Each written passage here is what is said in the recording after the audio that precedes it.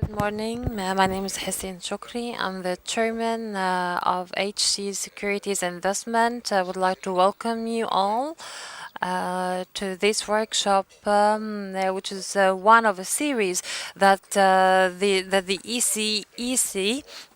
this ECES is holding to discuss digital economy. It is our pleasure to host two experts in this domain, Dr. Islam Zekry, the CEO of the data management from the CIB, and Mr. Ali Zahil, the head of the strategies and innovations at Vodafone Egypt. The issue at hand is big data analytics.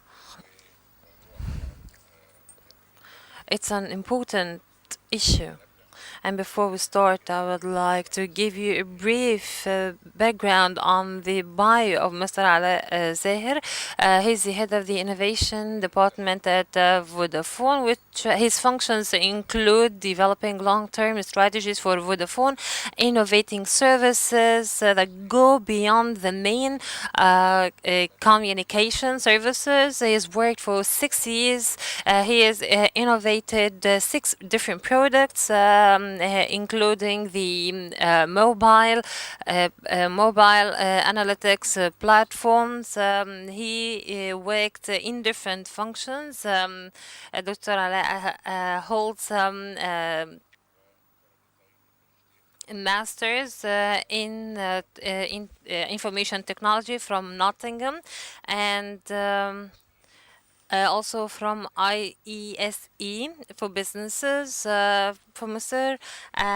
Islam Zekry, he holds a PhD in applied mathematics and a master's from Chicago University. He heads an expert team, and also he is enhancing the competitive edge of the products through combining the information technology and enhancing the performance.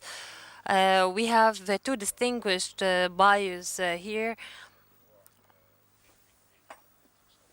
and they are going to contribute to this subject. Now I'm going to turn over to Dr. Abla Abdellatif, the CEO of ECES. Before we start, I would like to say something about ESAS. It's a non-profit organization or a think tank. Our strategic approach is to integrate social justice. And we are not only talking about a strong economy where most of the people are poor. We have our eyes set on this green triangle because this is the one that is focused on sustainable development. Big data is a very interesting subject, and we would like to understand the difference between the big data and any other kind of data. ESAS always explores subjects before we hold seminars. So big data is not about the raw data, but the processing of such data and how to make use of it. Also, big data is connected with the velocity, with the variety, and the variability, and the complexity. So we have different features for this kind of data and how to approach them, and how to utilize this kind of data in order to reduce costs, and to make better use of time and to reach a better decision making process. We have two very rich experiences and from two big players, CIB and Vodafone. Mr. Hussein, صباح الخير. good morning. Thanks, Dr. Hussein, Dr. Abla, for the invitation, and to also thanks to Dr. Ala to be my partner in this experience. This is the first time for me to give a speech in SS, and I would like to thank my colleagues who spoke first and who talked about the digitalization of data because it's an integral part of of this system. This presentation is entitled "The Re-envisioning of the Future of Banking." Now we need mathematicians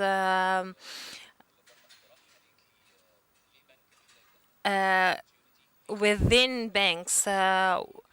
How to economically invest in the data structure in order to have better economic benefits. So big data is an economic opportunity. Let's define what we're talking because there's a lot of hype about big data and what we're going to do with it. Even in Egypt, people came up with their own definitions. Prior, before the age of the internet, each organization has its own its unique HR system and its finance system, and this information was manually entered. And processed by the staff. After the age of the internet, the users, the people like yourselves, started to use social media to use the applications, and as such, a new kind of information emerged, and the content that was made by the users themselves. And now with the artificial intelligence, the machines themselves started to generate the data. One third of the data that is being generated within my bank are automatically or machine generated. We're talking about the architecture of the information that is being generated within Facebook every minute.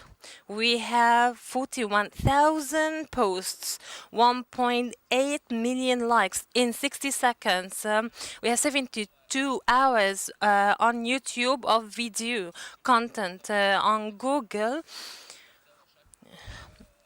it is predominantly text content. We have a huge informational content.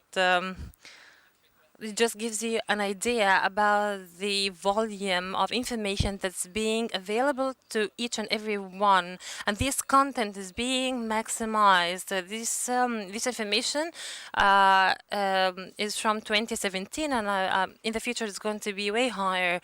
That's why people all the time are talking about information or the data that were generated within the last 2 years. It was equivalent to the information that were created during the last or the previous 10 years.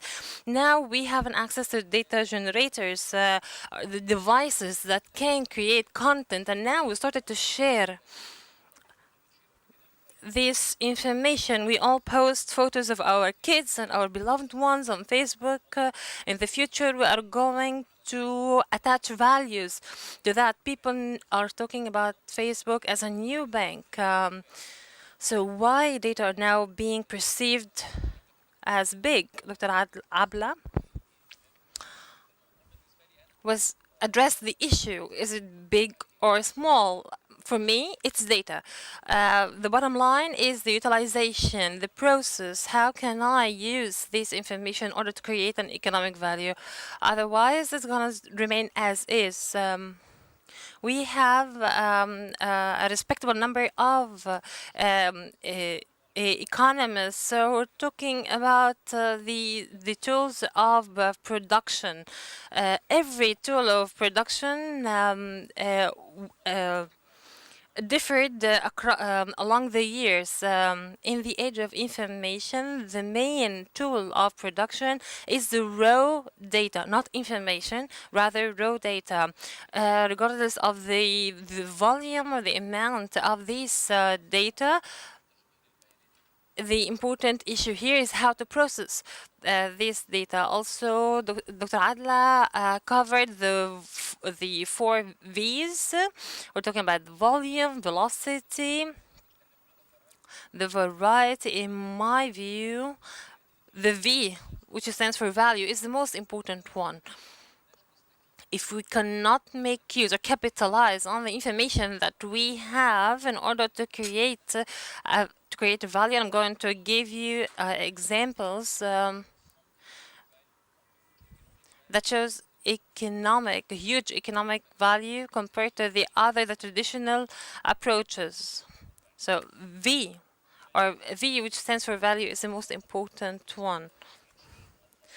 It goes beyond the capacity of a spreadsheet or any regular information management system. That's why we have now a data science. Maybe it is not a science per se, but it integrates bits and pieces of different sciences. It includes statistics, econometrics, programming, computer science. This put together gives us the data science,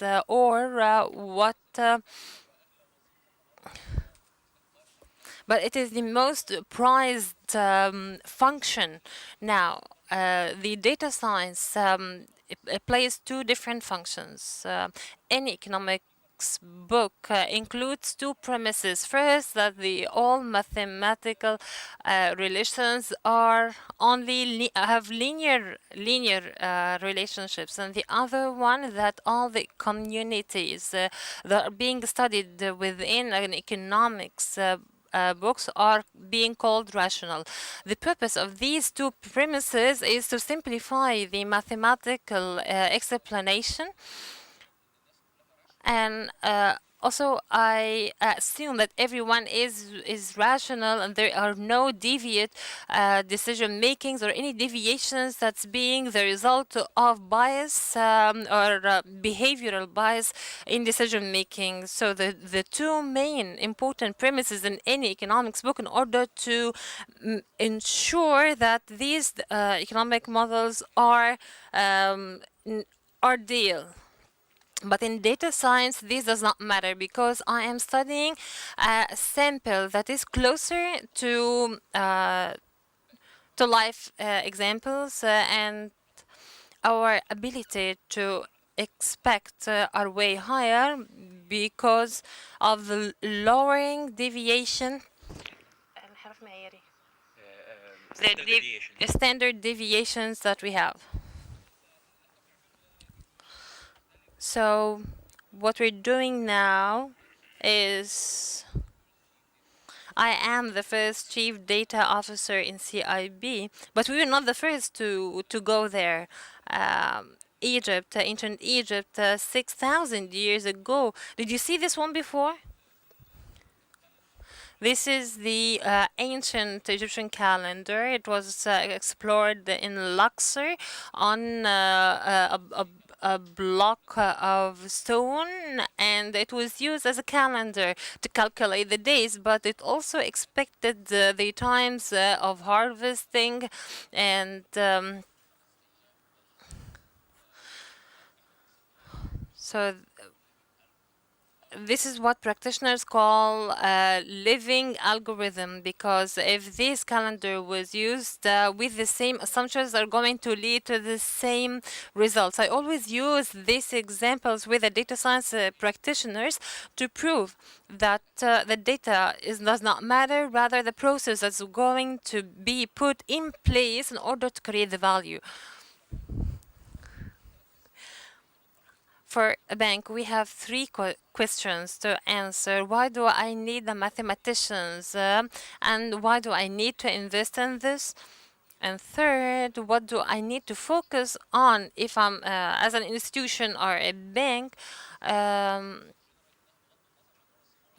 Because regardless of the industry we're working in, we are talking about the responses of people's responses to different phenomenon. So that data scientists could work in an institute, in a hospital, in a bank, it does not matter. That's why we call it foundation technology. So we're going to cover the three strategic targets we need to achieve and then the recipe of success. What we did, we do not shy away from sharing the aspect the CIB focuses on and with which they built the data science team in order to reach their coveted desire targets. We have a strong information community because as you will see now, the changes in industry led to a change in value creation unit. It's now based on collaborative approaches rather than heavy competitions. There are two different aspects. هو شق ليه علاقة بجانب العرض. The first one has to do with the demand, where financial institutions and the securities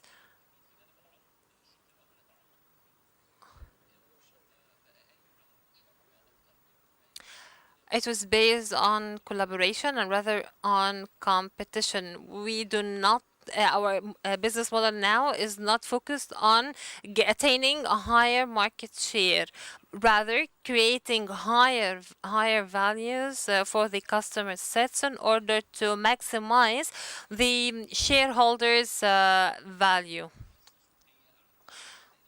This is very clear in the different banks in Africa. They only work on payment processing. For example, they do not have a high market share, but their economic, their investment share is very high.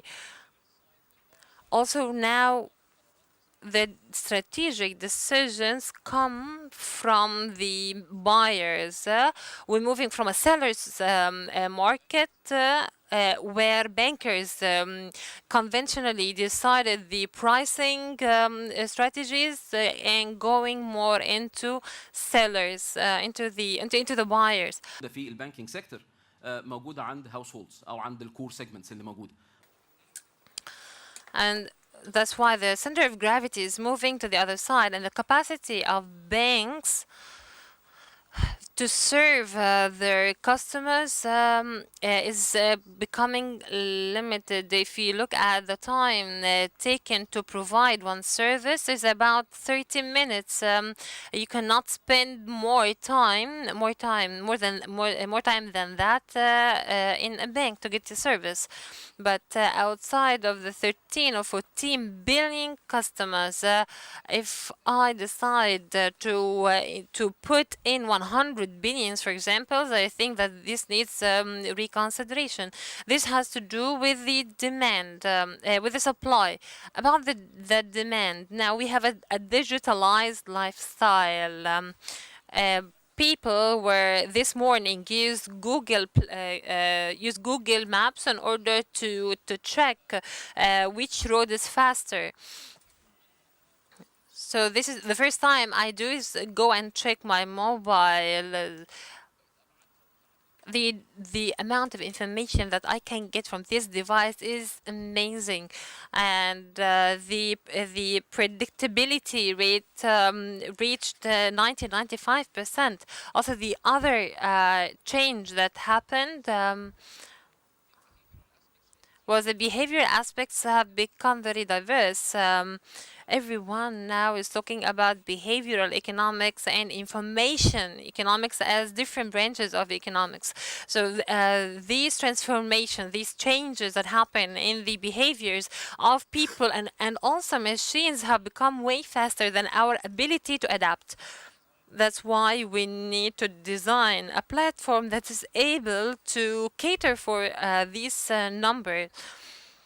The other thing is the expectations from the different brands, expectations of customers. And we're going to address that in one of the surveys. That survey was conducted about 2 years in three different continents. Uh, People reported that they wanted to open a bank account. Uh,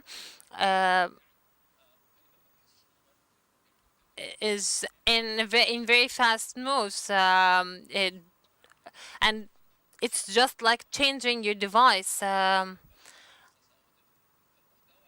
So the content of information is very important. Is very important for me, and it's also relevant, just like Facebook. Uh,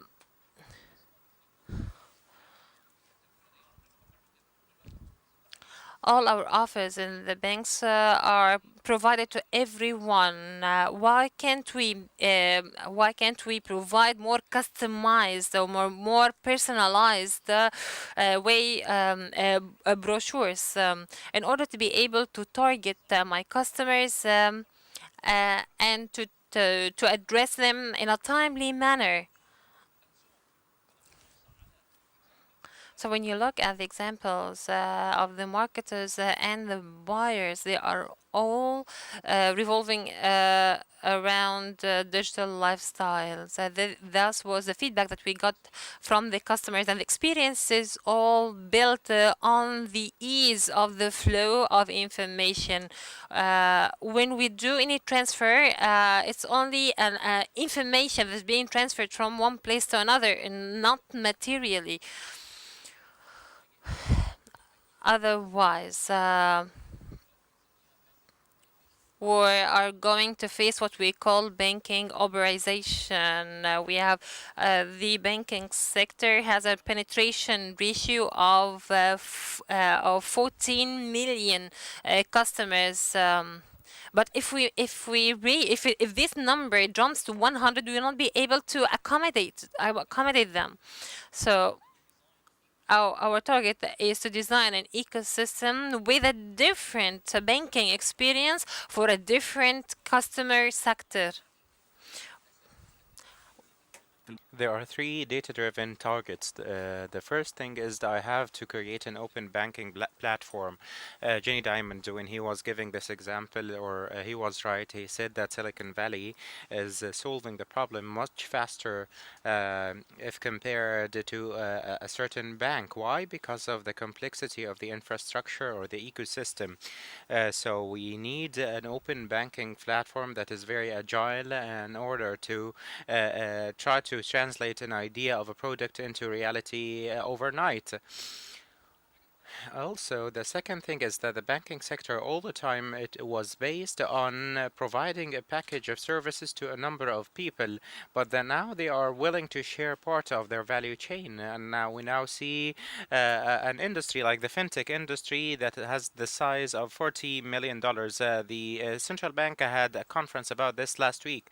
Now the banking sector is willing to share part of its value chain in aspects like lending, personal finance, and otherwise.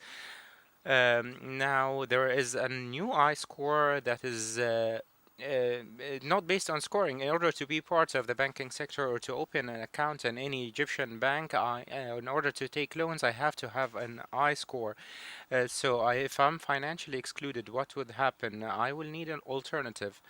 So what we are looking for today is rules for building credit books based on the alternative data available. And we have lots of pioneering experiences, and we have lots of RD on that field. We have also lots of alternative scoring mechanisms all the time. The third important strategic target is to rebuild the entire bank around its customers, not around the products. If you go to the CIB with regard to consumer banking, you will have a chief marketing officer, and you have segment heads, not someone responsible for personal finance. This is how we change the organizational design, and accordingly, you will find that the infrastructure of technology has changed, the policy, the pricing schemes, based on who the client you're talking to is.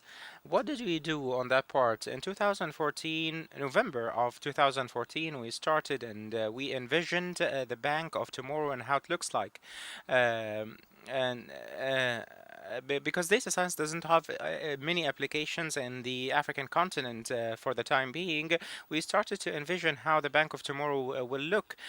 We said that it would look like Amazon. It will design the propositions and the officers. If you buy something over Amazon, if I ordered something over Amazon and my daughter did so, my daughter would get the same mobile for a lower price because this she has more life left in her more time left in her lifetime.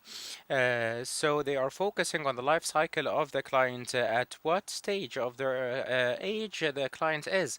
Also, we need to have a solution mindset and not give them a certain credit card, but go to the client and say that you are a frequent client who travels every year. You spend the summer in Florida, so I will give you this credit card that will save up to 60% of the investment that you would have put into this trip. The CIP now has about 18 behavioral segments. If you go to the response rate of the clients, when we were designing the new targeting strategy compared to the previous times, the response rate was 5 to 6 times more. And this is a reality as we speak. The second thing, with regard to bundling, the products had lots of negative impacts on each other. Some products, when sold together, have negative impacts on one another. For example, if I have a personal loan, I will not buy a credit card, and vice versa.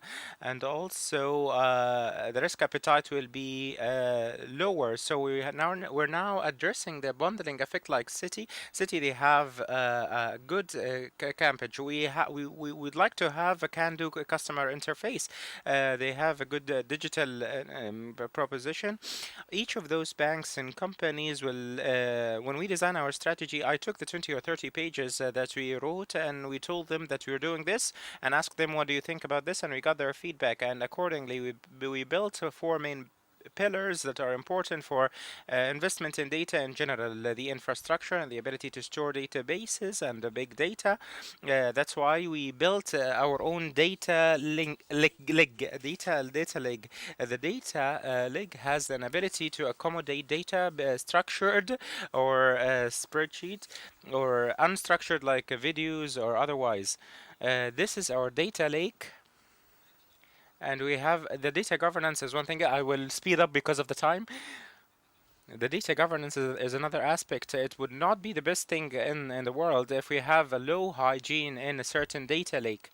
So nothing would be able to live there. We would not be able to extract any value from it. So it is a full framework to maintain a level of hygiene, not only quality, for the nature of data and information that I have. And based on that data and information, we took decisions. We started taking decisions that might include taking more risks. I might use alternative storing mechanism in order to to categorize some people. I might target people some offers based on behavioral aspects that is different from what is followed by everyone else. So the result of this information content, we have non-financial risks that we take and that are hidden. So the data governance therefore acquired more importance. So we have a design thinking techniques for data governance. This is a big thing that we might talk about later on, but this is important for the people working on that field. Data science is a great aspect. We have a data science team of about 70 data scientists and data governance officers that are implementing analytical data of four main dimensions. The first dimension is the consumer marketing analytics. The second dimension is optimization, and the third, the optimization is anything that has to do with how to improve things, how to improve the turnaround. If we have the client in CIB this year, how much time does he or she spend compared to last year? This is optimization. So I re-engineer my data and look at it differently. The third track after the consumer and marketing analytics and optimization is the performance measurement. All the time, you need to have a clear scorecards and KPIs that link the initiatives that we launch economically with the impact. The last track is risk and fraud detection. When people go to Europe or America and go to data science officer, you will find this dimension immediately. That's why we have a data science that is designed for Egypt. We have some risk in the emergent markets.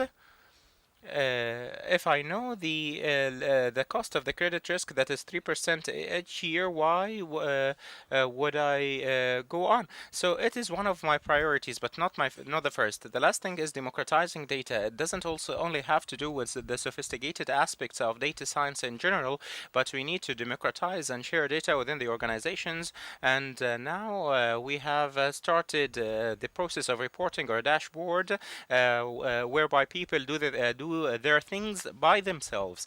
And if we want to design a data science agenda, it must be based on the customer, around the people, and if it's a data science and a governmental data science like the one Obama designed before he leaving the White House, in this case we need to build it around the customer or the target or the people we target with analytical roadmap. And also in the bank today we are studying the churn clearly, and we expect how the clients will behave, and we start offering our proposition. So it is important to build our analytical roadmap around the customer base or the customer's life cycle. This is a critical cycle, and the beauty of this data science analytical roadmap is that it is business led to a great extent. Over the past 20 minutes, and over the time that I took from the other speakers, I did not talk about lots of things like big data and servers and other things. But the important V is the V for value. The variety and the other V's are also important, but the V for value is the part that we cannot buy and that we need to design internally within the organization. Thank you. Dr. Islam, thank you for the great presentation.